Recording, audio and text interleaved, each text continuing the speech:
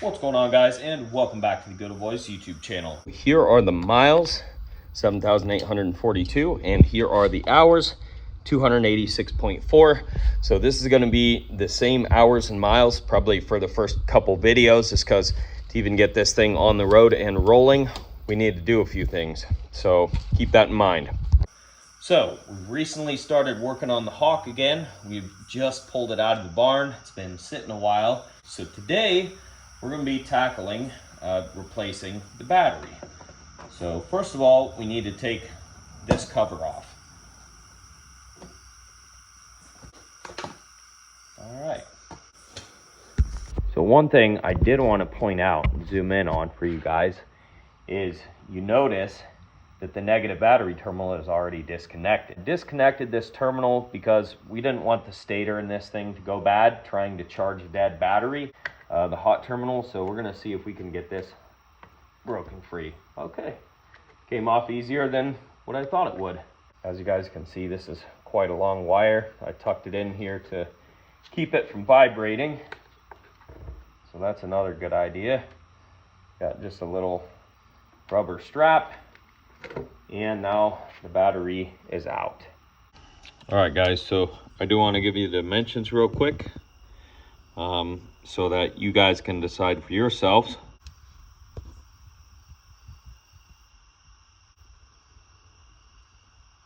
After about 15 to 20 minutes worth of research, I've came up with a battery that's pretty much the exact fit. So I guess let me show you guys what battery that's going to be first of all. So I'll put a screenshot on the screen for you guys here. So as you guys can see, this one's on Amazon. It's $60 free shipping. Of course, there's one on eBay as well. That's only half price. So it's only $30 for the eBay one, same exact battery. So this is the only battery that I've been able to find that's the exact match for the Hawk 250. So if you guys want an exact match, you either choose to pay $60 and get it like a couple days later from Amazon, or $30 and get it a week later from eBay. So that's the exact match battery. Now, there are other options out there. So there are several different battery options that are not exactly an exact match. So this is not a big deal. You can put a foam spacer in there depending on what battery size you're looking at putting in here. What I'm choosing to do is to buy a battery that's just slightly a different size than the factory battery. You put a foam block in there and it's not a big deal. All right, guys, so here's the classification of battery that I went with. So it's going to be an X5L-BS. So the number one reason I'm going with this is because it's readily available. I've seen a lot of this same size battery all over the internet. So that's the number one thing. Number two, you guys may notice it is a cheaper brand. However, I have worked with this brand and so has my brother, and we've had a lot of good luck. So we're gonna roll with this one. Like I said, it is cheaper, but I think it's gonna work just fine.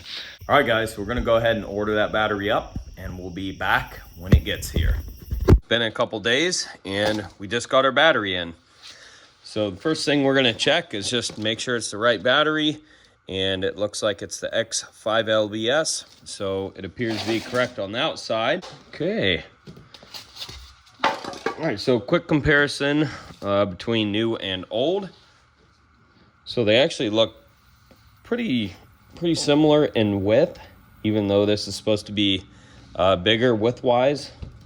Length-wise, obviously, we all already knew it was a little shorter. And then height-wise, it is just a smidge taller. I went with this guy just because I think this is gonna work just fine. It is just a little bit smaller, but it should be just fine.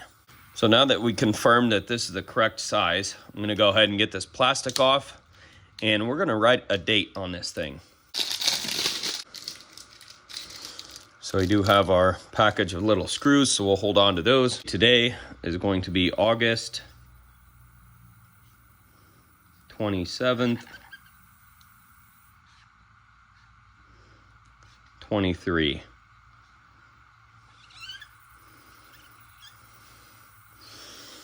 one more thing we need to do to the battery before we start the installation process on the bike. So if we're reading 12.8 volts or higher, it's a full charge, no charge required. 12.74 volts. So that's going to be close enough for me to just go ahead and roll with it. Let's go ahead and see how this battery fits. And as we knew to begin with, we are going to have to shim this out. So to shim the battery out, I'm going to be using this piece of wood and this piece of foam. So we got about a 1/4 inch piece of closed cell foam, and I've got a 1.5 inch wide by, let's see, what is this, 3/4 inch. First step is going to be to mark this where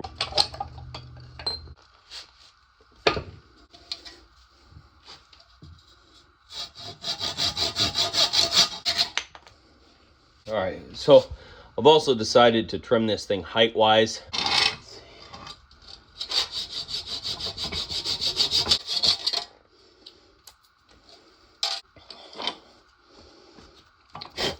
All right, let's go see how this fits.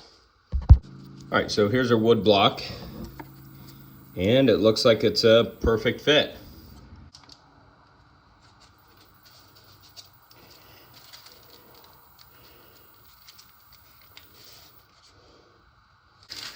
Cut them out.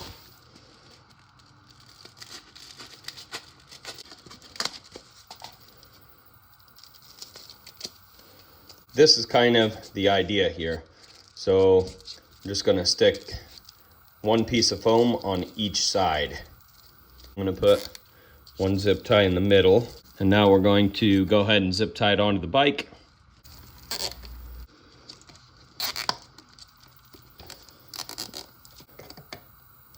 Trim the excess. Now we'll go ahead and test fit the battery. Oh yeah, perfect fit. Now we can reinstall the battery strap. So the first thing we're gonna do to reinstall the wires is go ahead and put these dreaded battery nuts in there.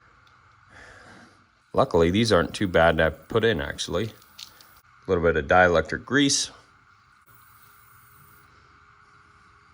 just in case we have to take those out. And number 2, a little bit on the ground terminal. For these, it's always important that you put the hot side on first. All right, now the negative terminal.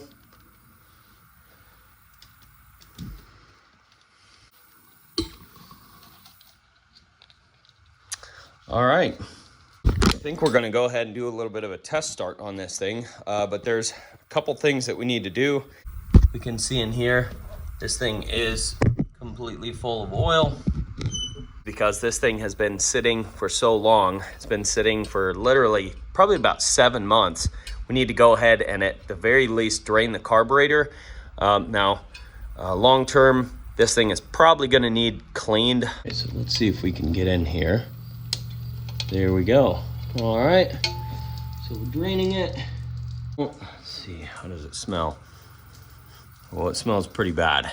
If this thing's anything like a Honda, it will run on that gas, no problem. Okay, so that's tightened back up. So the last thing we're gonna do here real quick, just to kind of make it official, is go ahead and put our side cover back on.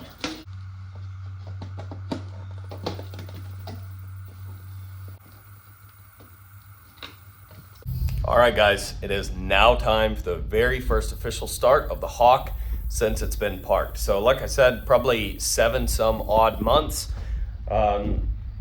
Honestly, I'm thinking it's probably gonna fire right up. Now, I'm not sure if it'll run correctly or not, just because the carburetor probably needs cleaned, like I said earlier, but we're gonna give it a shot. First start of the Hawk 250 after sitting for 7 months. So we're gonna turn this on. Looks like we have power.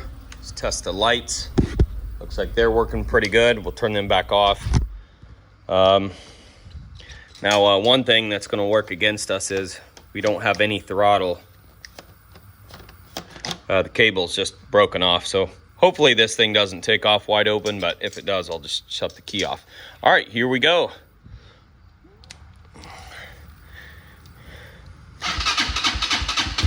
Oh yeah. Oh boy, she's gonna run. See here. Sweet. All right, guys. Well, you guys saw it firsthand. It runs. Now, unfortunately, to get it going and keep it going, I'm probably going to need the throttle, especially with the bad gas that's in it. But we've got almost a full tank of that, so there's no sense in dumping it out. I mean, the bike is running on it, so we're going to try and just run it through there. There's no need to worry about the bad gas. As you can see, we have a big old fuel filter on there, so any dirty stuff that's coming from the tank is going to get caught in that. All right, guys, well, that's pretty much going to wrap this video up. If you guys liked the video, don't forget to rate, comment, and subscribe. Check out that description box below. We'll catch you guys for the next Hawk video.